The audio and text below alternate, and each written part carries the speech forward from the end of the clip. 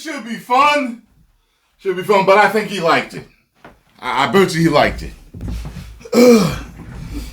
Go over and follow the Critical Drinker. Tell him Tyrone Magnus sent you now. The John Wick franchise really was one of the best things to happen to action movies in decades, reinvigorating a genre that had become kind of tired and played out, with its inventive and technically impressive single-take combat scenes, and proving that Keanu Reeves was still a viable action star even when... Action movies never been played out for me. Just one good ones to keep coming out, you know? well into his 50s. But with Keanu bowing out after John Wick 4... for now at least, the race was on to expand the scope of the franchise and find new ways to make money before people forgot about it. The Continental didn't exactly set the world on fire, but here we are with another attempt in the shape of Ballerina, or... Me and Scarlett started watching them over again now.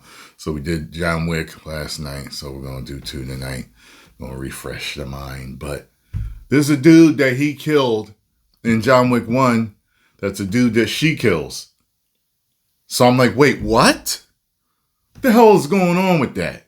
To give it its full title, Continuity From issues. the World of John Wick, Ballerina. Yeah, they really want you to know that this is a John Wick movie, arguably because they know it couldn't stand on its own merits. Kind of like Furiosa now that I think about it. Yeah. Anyway, the movie stars Ana de Armas as Eve, a young woman who gets inducted into the Rosca Roma clan after her father's murder at the hands of the Cult, a highly dangerous clan who play by no rules except their own. Anyway, she eventually graduates as a ballerina and goes on a bunch of successful missions, but she never forgets the people who murdered her dads. Luckily for her, the Cult decide to come after her instead, Tell you so something, that the fellas. Reptons, but she never goes on a bunch of successful missions.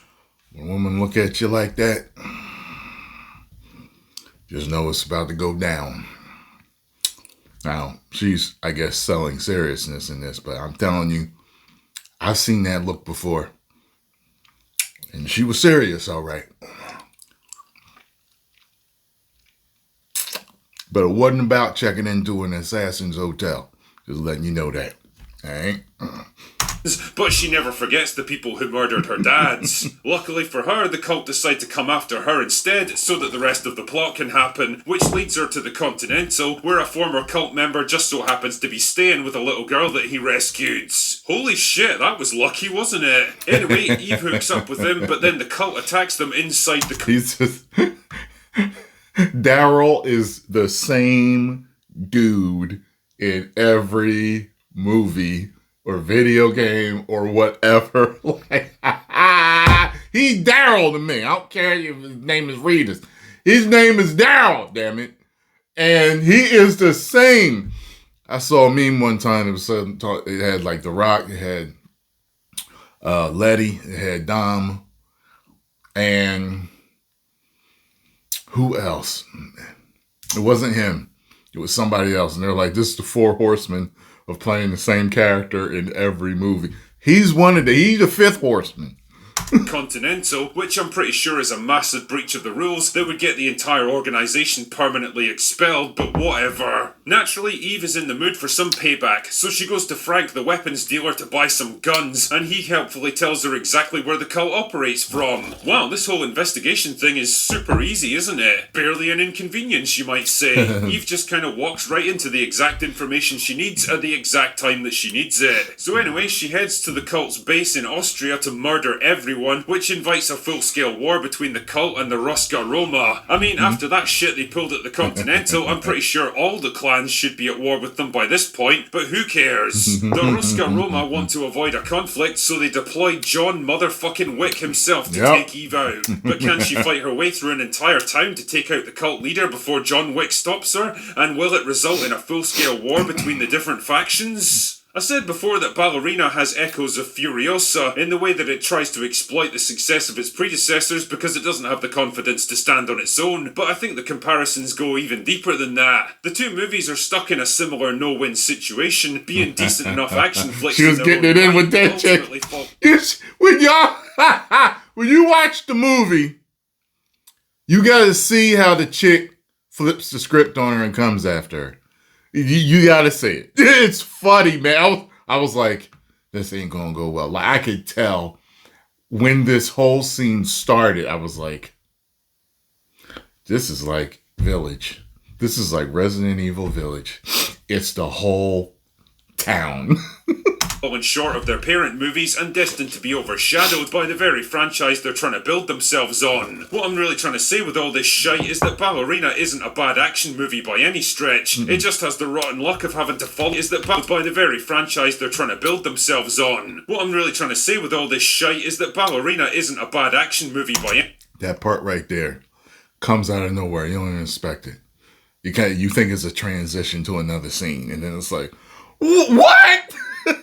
I remember I kind of looked off to the side or something, and all of a sudden I hear something, and I'm like, what the hell is going on?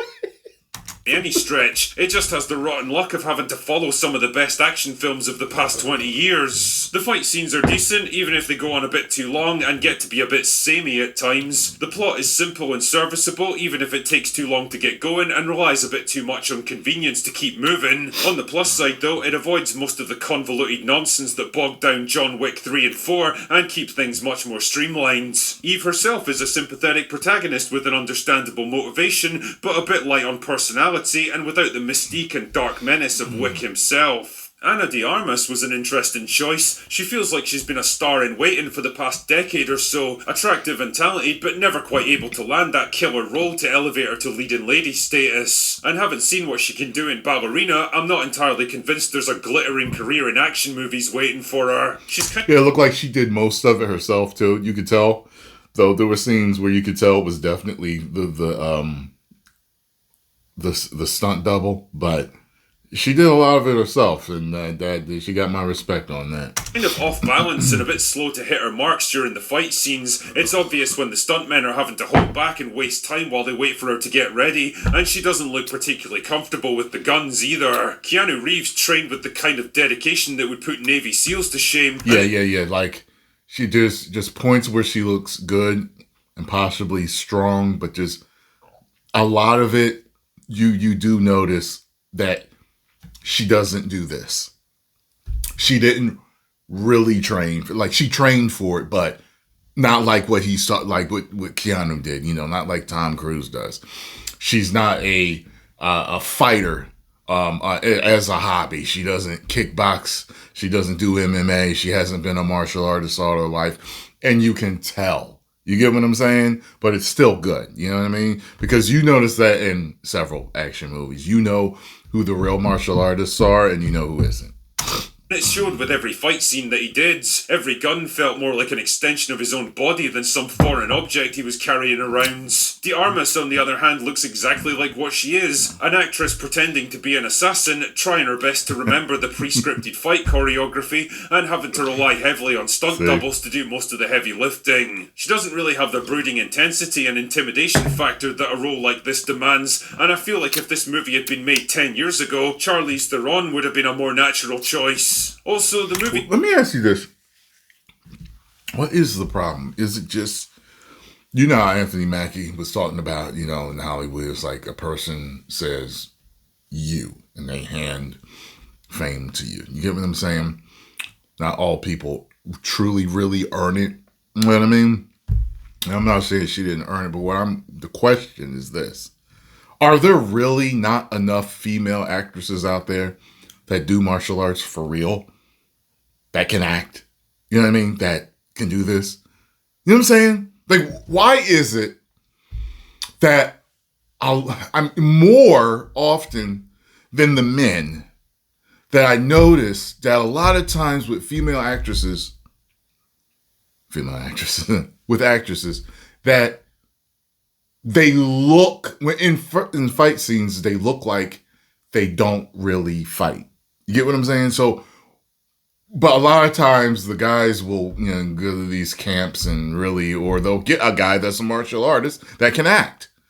Like, I don't understand. Like, why are there all these other martial artists that can act, but they don't get female martial artists that can act? What is the issue? So what I'm saying is, are they just picking certain actresses that can just act? And then they're like, okay, learn these moves. Why don't they invest in a female actor that can fight and act. I don't understand. There's got to be some. I don't believe that there aren't none. I don't believe it. Anyway. He supposedly makes a big deal out of the fact that she's at a disadvantage in most fights against bigger and stronger enemies, so she has to find smarter and dirtier ways to win. Fighting like a girl, to quote the movie itself. It's a nice idea in theory, but it never really carries through to the rest of the movie. Eve just goes through the same kind of run, gun and stab routine as John Wick himself, with no real concession to being smaller and weaker. Also, despite being shot, stabbed and thrown through about a dozen tables and windows, and having multiple grenades going off right next to her head, she somehow walks away with barely a scratch on her. Yeah, you're not really selling me on the scrappy, determined fighter battling through against all odds here. In the writing business, this is what we call lampshading, calling out an inconsistency in your own script without actually addressing it, as if just waving it off with a single line of dialogue is a substitute for actually fixing the problem. Well, it's not. Ultimately, the best way I can sum up Ballerina is that it's John Wick Lite. Not quite as visceral, not quite as compelling or unique. So his boy said. Chris Gore said it on Film Threat. His boy said it was John Wick Lite. And not quite as cool and inventive as the films that it's trying so hard to follow. It's not a terrible movie by any stretch, and there's enough gunplay and mayhem to keep you entertained on a surface level, but if the studio were expecting Eve to take over the mantle of this series, I think they might be in for a disappointment. I think he thinks it's average, and I get that. What I give it, 3, a little above average, good time. So yeah, I would go see another one if it came out. I liked it enough to give it another shot. You see that? So yeah. Anyway, that's all I've got for today. Go away now. All right, man. All right. See y'all in the next video. 10 million subscribers. Woo!